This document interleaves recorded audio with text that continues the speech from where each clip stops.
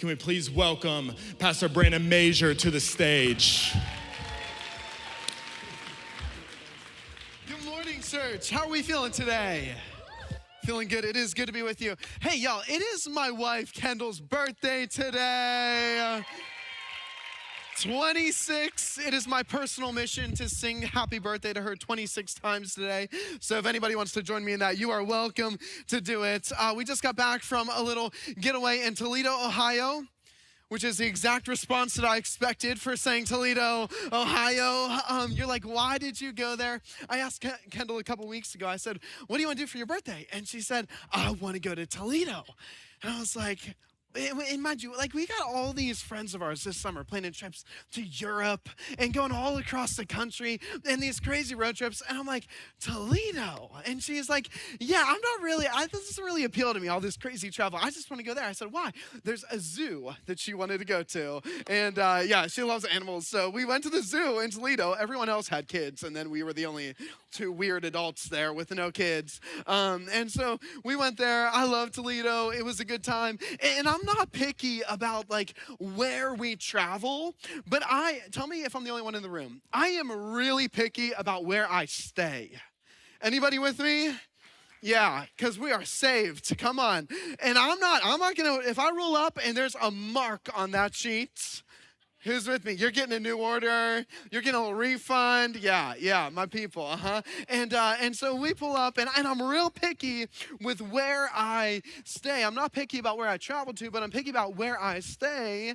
And so we're doing this, and we go, and we had a great trip, and it was a good time. And happy birthday, Kendall. I'm so glad that you're my wife. I love you. And so today, we're continuing our series, By Faith. And we're going to talk about this, by faith, Joseph. And here's why I shared that story. Because I think what we see in the life of Joseph is this principle. That Joseph was really picky about where he stayed. He was really picky, really high maintenance, I would say, about where he stayed. And so Hebrews chapter 11, if you want to go there, it's a chapter in the Bible that's kind of like the highlights of these individuals who were walking in faith. And so a few weeks ago, we talked about Noah and how Noah was called to build the ark. Last week, we talked about Abraham and how he was called, and he was going to have this son, and he was going to have a generations after him and this nation. And we hear about these promises, and they're these highlights of these stories in the Bible of people doing incredible things. I would say it's like a highlight reel. Has anyone ever watched a highlight reel? I got a friend who's an athlete in college, and he just showed me one, and it's all of the big plays. It's all the 70-yard passes for the touchdown. It's all the crazy broken tackles and big moments. It's the highlight reel. Hebrews 11 is like the highlight reel of the Bible. And so we look at this and we see these crazy stories, and then we get to Joseph. And if I'm reading this entire chapter, here's what I expected to say about Joseph. Something like Joseph, by faith, forgave his brothers, because if you don't know the story, his brothers did him really wrong, really hurt him, really betrayed him, sold him into slavery, and he suffered a lot because of it. And so in the end, Joseph ends up forgiving them and blessing them. It's a powerful story. And so if I'm reading through Hebrews 11, I'm expecting to read, by faith, Joseph forgave his brothers and gave one of the most powerful statements in the Bible, that is that you meant it for evil, but God meant it for good. Like, this is an anthem that we say. This is what I'm expecting the highlight chapter of the Bible to emphasize.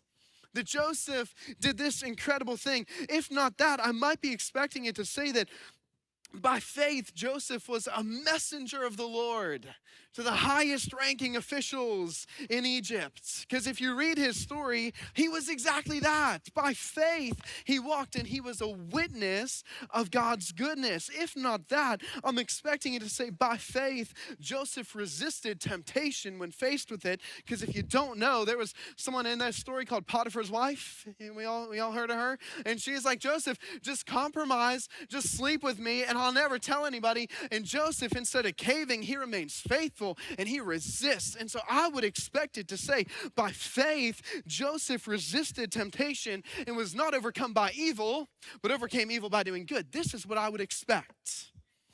But I read Hebrews 11, and here's what it actually says about his story. This is the highlight. This is the emphasis. By faith, Joseph, at the end of his life. In other words, I'm not going to highlight all the stories in his life. Rather, at the end of his life, made mention of the exodus of the Israelites and gave directions concerning his bones. I read this week, and I was like, what do I do with this? What? Why is this what we're highlighting? And so I flipped back to Genesis 50, and this is what it's talking about. It's the story whenever Joseph is dying, he says to his brothers, I'm about to die, but God will surely come to your aid and take you up out of this land in Egypt to the land that he promised an oath to Abraham, Isaac, and Jacob. And Joseph made the Israelites swear an oath and said, God will surely come to your aid, and then you must carry my bones from this place. So Joseph died at the age of 110. That's crazy. And after they embalmed him, he was placed in a coffin in Egypt. But notice this, he was never buried in Egypt. He was placed in a coffin in Egypt, but he wasn't buried in Egypt. Context of this passage. What Pastor had talked about last week, Abraham has this promise of descendants, and he's got a promise of the promised land that God is going to lead his people to. And so he's got this promise from God. But in the moment, Joseph is stuck in Egypt. The people are stuck in Egypt. And so he's not seeing the promise of God. And so what he's really saying is, even though I don't see it, I'm still going to believe it, that God will be true to his word. And so don't bury me yet, because I still have faith that the promise that God has spoke will come to pass. And so don't bury me here. Wait for the promise to be fulfilled and then bury me there. And I think it's time for some of us as believers in Jesus to look the enemy in the face and say, hey, enemy, you can't bury me here because I believe in the promises of God. Anxiety cannot bury me. Fear cannot bury me. Depression cannot bury me. Broken relationships cannot bury me, because I've got a book of promises from my God. So don't bury me here. He's picky about where he stays. I'm picky when I go to a hotel. He's picky about where his coffin is being laid. That's how much faith he had in the promises of God. He doesn't see it, yet he believes it. And so I look at this life, and I'm like, here's what I think, and here's why I think that is the focus of the author of Hebrews, because Joseph's life is not just an example in a story of faith in a moment, or faith for an occasion, but it is a radical story about faith and the promises of God for the future. Faith in the promises of God that will come to pass, that I don't see in the present, but that I believe will be in the future. It's a crazy story of faith for the future, because the Lord told Abraham, go to a land that I will show you. Go to a land that I'm going to give to your people. And Joseph is banking on this word from God. Joseph is building his life on this promise from God. And I wonder, can we be honest in the room? Is that okay? Is that okay? We good to be honest? That wasn't rhetorical. We good to be honest? Ah, wonderful. Show of hands, who in the room wants that type of faith yet struggles to have it? A crazy thank you. You were the first thank you. It's hard to have that crazy of a faith for the future, because what I see in a moment is not always what God has promised. So how do I walk in this type of faithfulness? But here's what I want to tell you. If Joseph had this type of faith for his future, so can you. Look, I don't know what your diagnosis is, but I do know who my Jesus is. And I do know this, despite the diagnosis, you can have faith for your future. I don't know the status of your relationship right now and all the dynamics at play, but I do know who Jesus is. I do know the promises that he has made to you, and so I do know that you can have faith for your future. I don't know what your kids are doing, and some of you might not either. I don't know what they're into. I don't know what path they're going down, but I know that you can have faith for their future, because we know who our God is. But here's what I need you to catch. If we want to live in this type of faith, we got to look at how Joseph cultivated this in his life. And so my first point for you today is this, that faith is intentional, not incidental. Faith is intentional, not incidental. How did Joseph get to the end of his life? And how was he able, in the midst of seeing no way that the promise would be fulfilled, how was he able to have that type of faith that generations later they would see the promised land, that God would deliver them, that God would be true to his word? How did he do this? Because his faith was not accidental and incidental, it was intentional. If you look at his story all the way from Genesis 37 to Genesis 50, you will see that his life was not defined by moments of faith, but a lifestyle of faith. Faith was not something he did occasionally, it was what he walked in consistently. A life of faith is a result of consistency, not coincidence. If we want to be a church, come on, that shakes our world, that impacts eternity, that transforms your mindset. If you want to walk in radical faith every day, can I tell you, it's got to become a consistent practice in your life, not a coincidental thing that you occasionally walk in. Faith was the pattern of Joseph's life, not the exception to it. How do I know this? Because I look at Joseph in chapter 37 with a dream. And I see somebody filled with faith that God can do all things.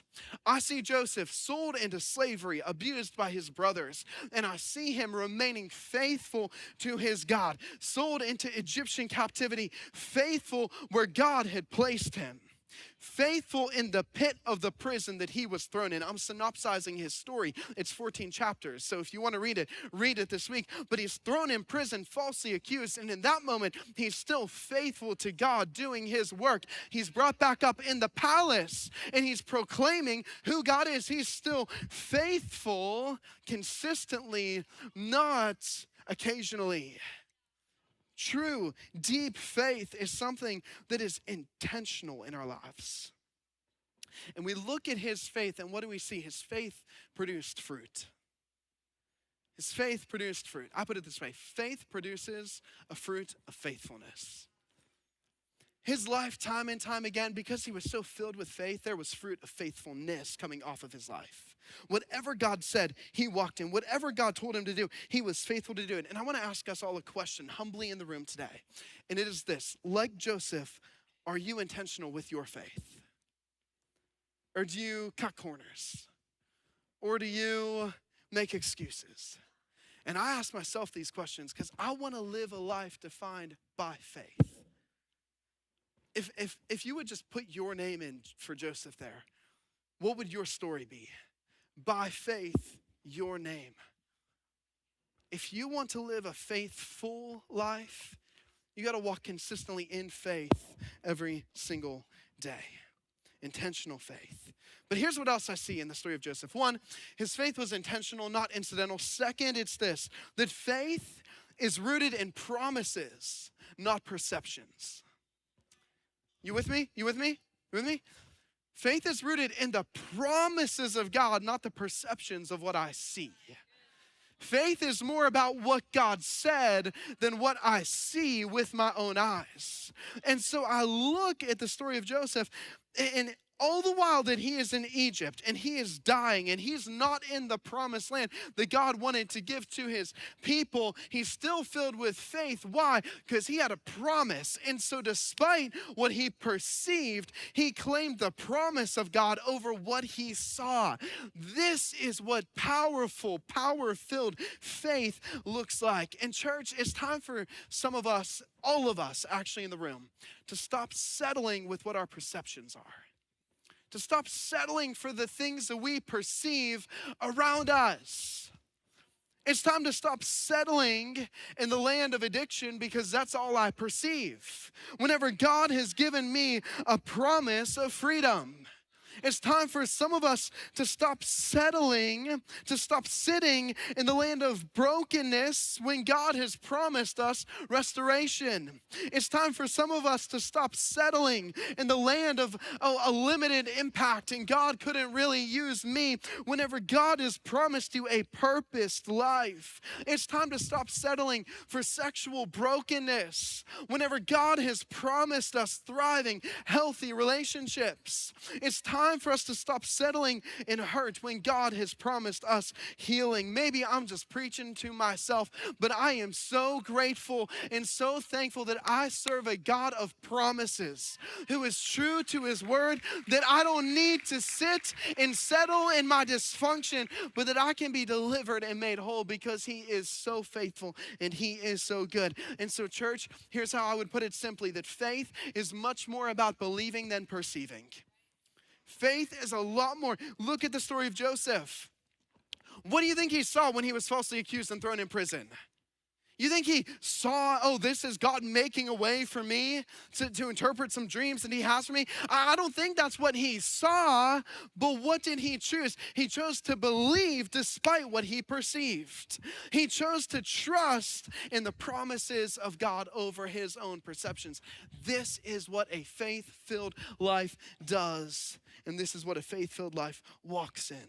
I think he understood this idea that Paul would write about centuries later, that we live by faith and not by sight. That we as believers in Jesus, we live, we walk, we breathe by faith and not by sight. The Brandon Mazur unreleased translation of this verse would say, no one wants that released, I get it.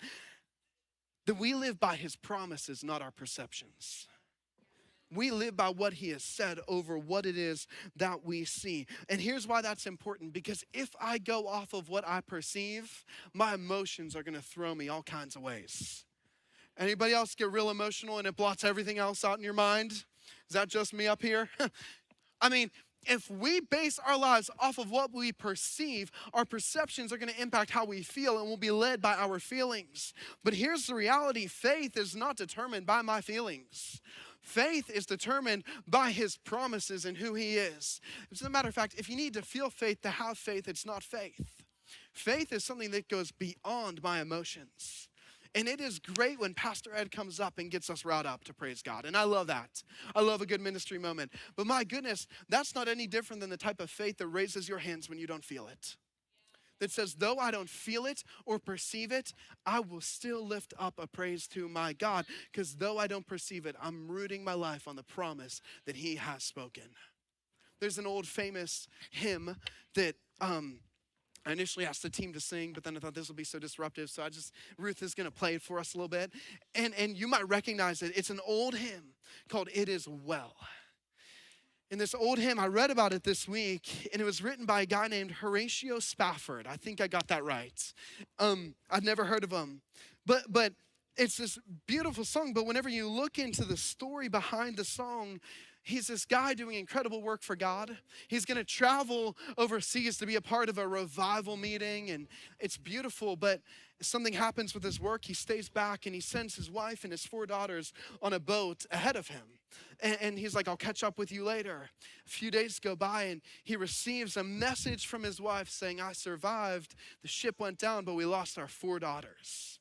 And so, of course, in a state of not understanding what God is doing, not perceiving the plan of God, he just hops on a boat and he starts to go to try to meet up with his wife and figure out what in the world are we going to do? How are we going to grieve? How are we going to get through this? And you can imagine all the emotions and the feelings that accompany that. But what I love about his story is it's a story of faith in spite of feelings.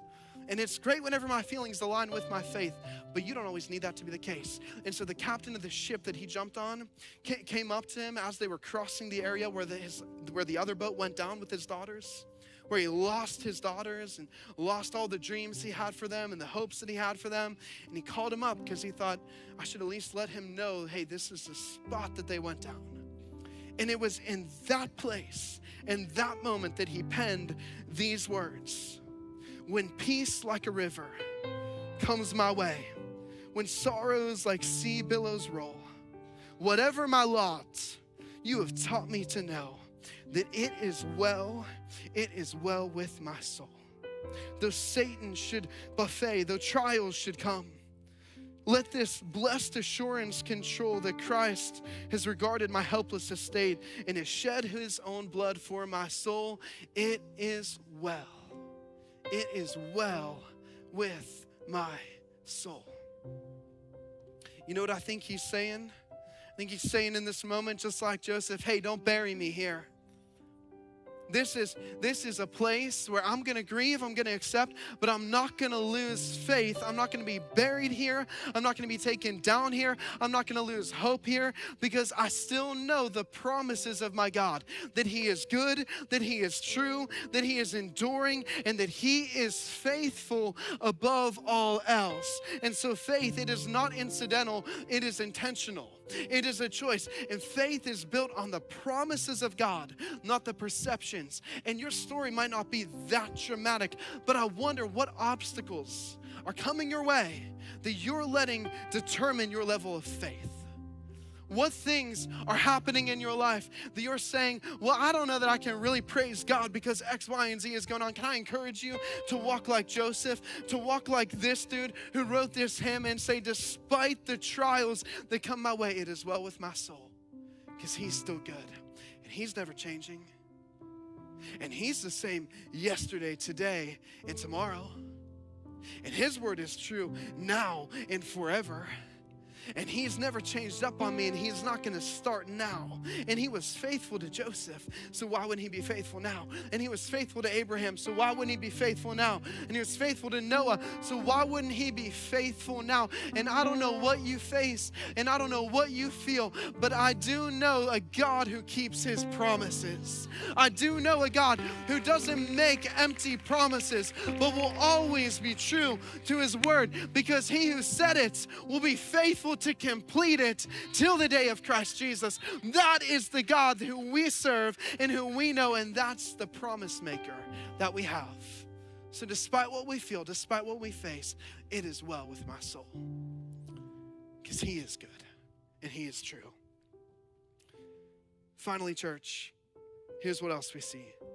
That faith refers back while pressing forward.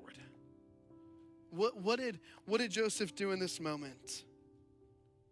Joseph did not just, without any reason, just march aimlessly or just die with no purpose. No, he looked back and said, my God made a promise to Abraham, Isaac, and Jacob. And I wonder if in that moment, this is me speculating, but I wonder if he remembered the way God was faithful to Abraham specifically, the way God was faithful to Isaac specifically, the way God was faithful to Jacob specifically. And I wonder if that caused a well of hope to rise on the inside of him. Because faith looks back in reference to moves forward in faith. We know who our God has been. We know that he is good. And we know that he is faithful. Faith for the future requires remembrance of the faithfulness of God in the past. Church, if you want to be faith-filled and faithful, you got to be faith-fueled. If you want to be a faith-filled and faithful person, you got to be faith-fueled. What do I mean by that? That I'm going to stir up my own faith on the inside of me. That I'm not going to forget his goodness. I'm not going to forget the way he saved me. My goodness, if Jesus Christ never did another thing for me than hang on that cross of Calvary 2,000 years ago and make a way for me to know my God, that is enough to walk in faith. That is enough to give him everything. And this is why Here's the reality. This world, and in certain moments that you live in and you walk through, you're gonna feel like the anxiety is overwhelming you. But you gotta remind yourself of the promise that you can cast all your cares before Him, for He cares for you. This world is gonna give you the perception that you're gonna be taken out by the schemes of the enemy. But you gotta remind yourself that no weapon formed against you will prosper. There will be moments where you will feel overwhelmed and like you can't move on, but you got to remind yourself that you got a promise in God's word that says He will strengthen you, He will help you, and He will uphold you with His righteous right hand. There will be moments where the enemy is trying to steal your peace, and you have to remind yourself of the promise that He keeps those in perfect peace whose minds are steadied upon Him. When you feel like there is no way to overcome temptation, you remind yourself that greater is He who is in you than he who is in the world. You've got a promise. You know that your God is omniscient. You know your God is omnipotent. You know He knows all things, and He is in all things, and He is working through all things. And so you walk with confidence into the faithful, faith-filled future that He has for you. But you got to fuel your faith, church. Let us not forget the promises of God. Let us not forget He is the God of Abraham, Isaac, and Jacob. And the list goes on of Joseph, of David, of Moses, of so many people we read about. He's also the God of you. And when we look back, we are filled with faith for the future. So I read on. Joseph, don't put it up yet. Joseph, he makes the people promise him, you're not going to bury me here. Because I'm going to see the goodness of the Lord in the land of the living. And so though I might be dead, you're going to take me there, and that's where I'll be buried, because I'm going to see the promise of God come to pass. And he has this type of faith, and he takes God at His word. And we go centuries later to the book of Joshua, chapter 24, verse 32. It says this: "And Joseph's bones, which the Israelites had brought up from Egypt, were buried at this place." Go to the next verse. This became the inheritance of Joseph's descendants. And so here's what that shows me. That your faith, as you fuel your faith for the future, guess what? You're not just doing it for you, you're doing it for your descendants that are yet to come. And I'm not just talking kids, I'm just talking next generations and next layers. And young people, this is for you too. What are we doing for the next gen? How are we raising them up? Our faith is not just for us. The ground of faith that you lay is not just for you, it's for your descendants. So don't get buried here. Don't get buried in the dysfunction. Don't stay here. Don't settle here. Don't settle for Egypt when God has promised you the land flowing with milk and honey. Do not settle for Egypt whenever God has made a promise to you as His child that He's got more for you. Do not settle in your pain, because God has provided a way for you to walk in all He has for you. Faith refers back while pressing forward. You're not going to be taken out. Faith for the future inspires others.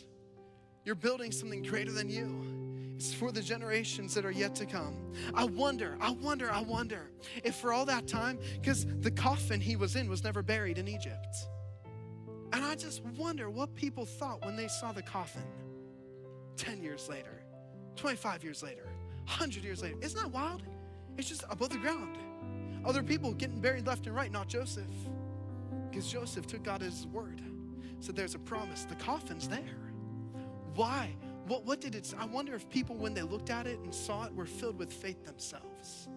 Thinking, he made us do this because He knows that God's going to make a way. His promise still stands.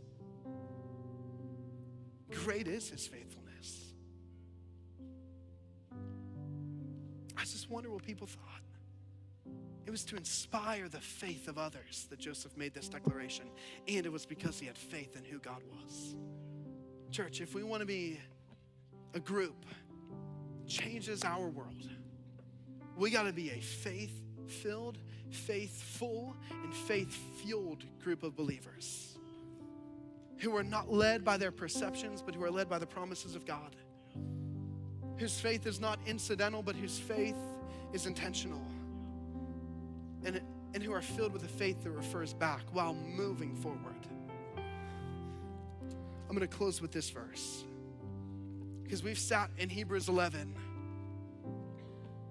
But if we move on to Hebrews 12, Here's how it starts. After all these stories, we hear about Joseph. Then the writer, and I believe he's writing to you here today, he says, therefore, since we are surrounded by such a great cloud of witnesses, let us also lay aside every weight and sin which clings so closely, and let us run with endurance the race that is set before us, looking at Jesus, the author and the finisher of our faith, who for the joy that was set before him endured the cross, despised its shame, and is seated at the right hand of the throne of God. Consider him who endured such opposition from sinful men, so that you may not grow weary and lose faith.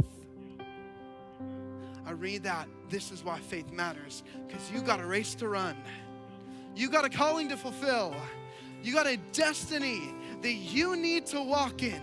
You've got doors in people's lives that you have the honor and now the burden to walk through to bring light into the world. So this is why it matters that we don't just kind of have faith on a Sunday morning, but that we rise up in faith on a Monday and on a Tuesday and on a Wednesday and a Thursday and a Friday and every single day for all of my days. I want to be faith-filled, I want to be faithful, and I want to be faith-fueled because of who God is. If you would stand, we're going to worship. Prayer team, if you could, make your way on up. I just want to give you the opportunity, if you need prayer, to be more faithful, to be more faith-filled, to be more faith-fueled within your heart. Don't miss the moment to come receive prayer right here today. Church, and here's what I want you to know, that if you know who your God is, you may not always understand how he's going to fulfill his promises, but he's going to do it. You may not always see how he's going to bring you peace in the midst of uncertainty, but he's going to do it. You might not always understand how he's going to make a way through the thing that is paralyzing you in fear, but he's going to do it, because these are his promises. And you don't need to know who, you don't need to know how if you know who. You don't need to know how God's going to make a way if you know who he is as a promise keeper. And this is why we worship him. And this is why we praise him. And this is why we lift up his name is the name above every other name. If you would, raise your hands in the room. And in this moment, I want you to release some things to him. I want you to let go of some fears. I want you to let go of some things that are causing you to not walk in all he has for you and the faith he has for you. And then I just want you to think about who he is: the promise keeper, the way maker, the miracle worker, the healer, the provider, the restorer, and the deliverer. And that's the God that we lift high in our praise. Not a God who changes, but a God who is consistent. So let our praise rise to him. Let it ascend to him.